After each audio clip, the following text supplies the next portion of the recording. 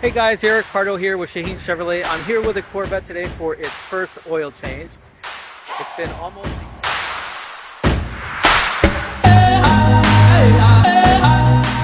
Guys, right now I'm underneath the quick lube tank. Guy doing the Corvette? I guess so.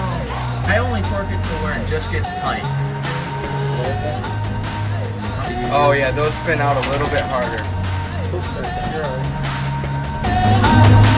Alright, that's a good one.